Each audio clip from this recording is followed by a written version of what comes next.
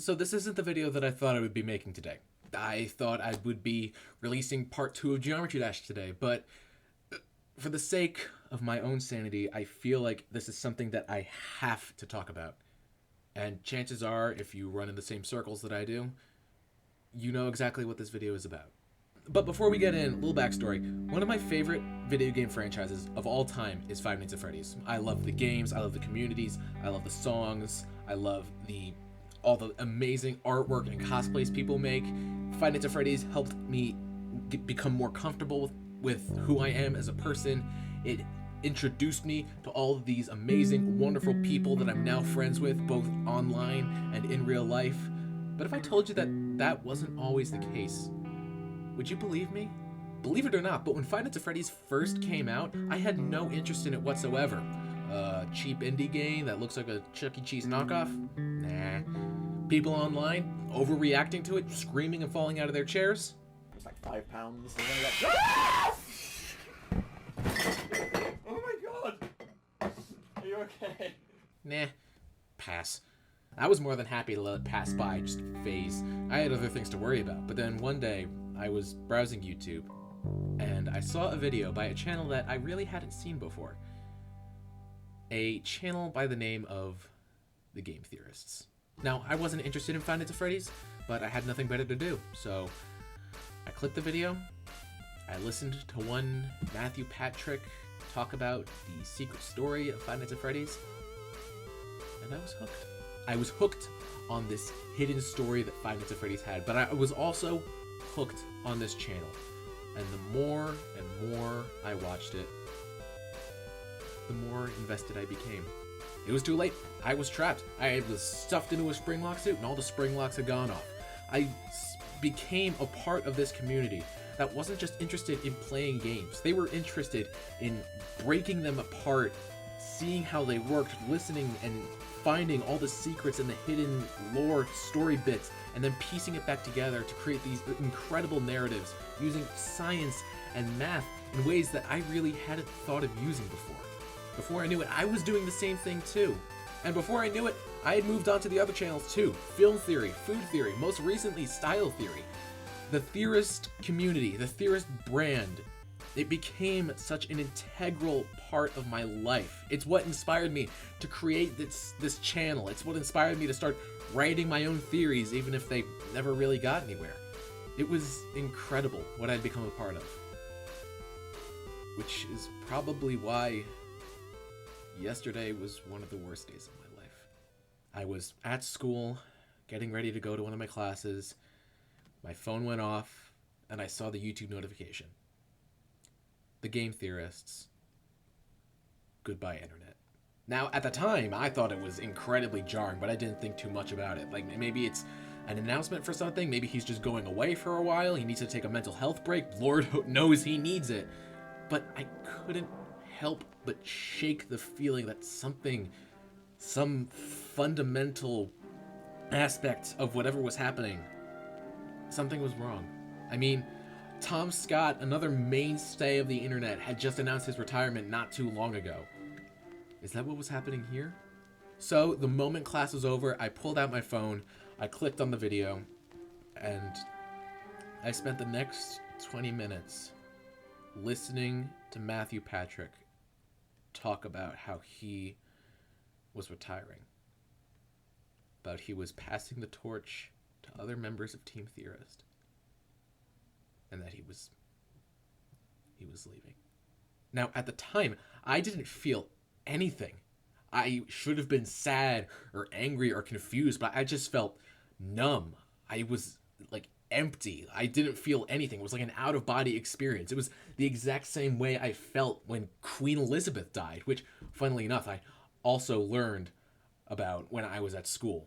But it was like my entire body experienced like a factory reset. This can't be happening. This isn't real, is what I thought to myself. There's no way that MatPat, this mainstay of the theorists, the Five Nights at Freddy's community, this cornerstone of the internet would be retiring, right? There's no way. But then I watched the video 2 or 3 more times and I realized It was true. Matthew Patrick, the man that I have looked up to for almost a decade now, was leaving. And the second that set in, I broke down. I was crying. I was screaming. I was laughing for some reason. It got to the point where I was in the bathroom for just 10 minutes, just throwing up. Everything that was inside me was outside because I could not wrap my head around it. That the great Matthew Patrick was leaving. I still don't believe it, even a few days later. I have looked up to this man since I was young. He was my introduction, not just into Five Nights at Freddy's, but into the larger YouTube community. He's the one who inspired me to start looking at things critically, to not take everything at face value, to do your own research and come to your own conclusions. He's the one who inspired me to start this YouTube channel of my own. And he was leaving? Don't get me wrong. I'm happy for him. I really am. He's been working for 13 years, 5 separate channels. He's put God knows how many hours into this, and he deserves a break. He deserves to rest on his laurels, spend time with his family, but I don't want him to leave. There is too much going on in this world right now. Everything is upside down. Everything is so confusing and stressful. I don't want him to leave. I want him to stay. I want him to keep making theories until he's old and gray.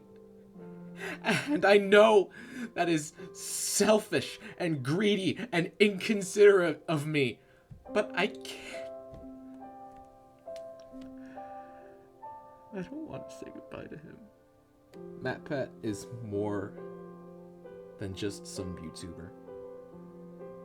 He's more than a guy on the internet who introduced me to amazing people and made me feel like I was a part of something so much bigger. He was my hero. He is my hero. If I was Peter Parker, then he was Iron Man. If I was Izuku Midoriya, then he's All Might. This amazing, compassionate, intelligent person who gave so much to me and to everybody out there and expected nothing in return. And the worst part is, I'll never be able to tell him how I feel. I'll never be able to look him in the eye and tell him just how important he is. Tell him that some days he's the only thing that keeps me going.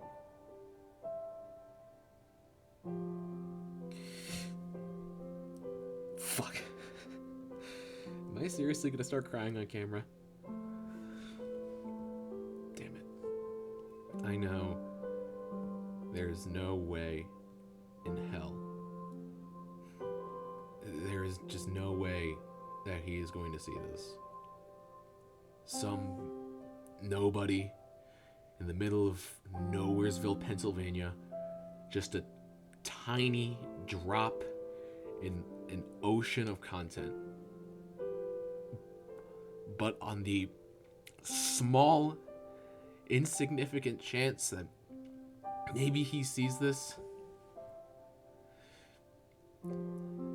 thank you. Thank you for always being there. Thank you for introducing me to this amazing world of people who are so passionate and intelligent and creative. thank you for making me feel like I belong somewhere. You didn't just make theories. You didn't just count animatronic toes.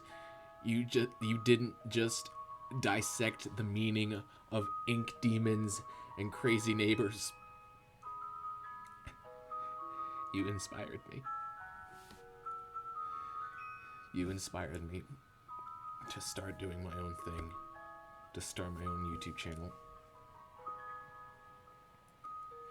You literally saved my life. During the worst moments of my 19 years of being on this little rock, you were there. And there are not enough words in the English language to properly express how grateful I am. I don't know what comes next. I don't know what he's going to do. I know that this isn't the last time we're going to see him. He has other stuff planned, but whatever he decides to do next, I just want to get it out there that he deserves it. You've earned it. And on behalf of everybody out there who has looked up to you, who has been inspired by you, who has followed in your footsteps for the past 13 years, thank you. I know wherever you go next, wherever your creativity might lead, you're going to do amazing things. And you've earned everything that you've got. But hey,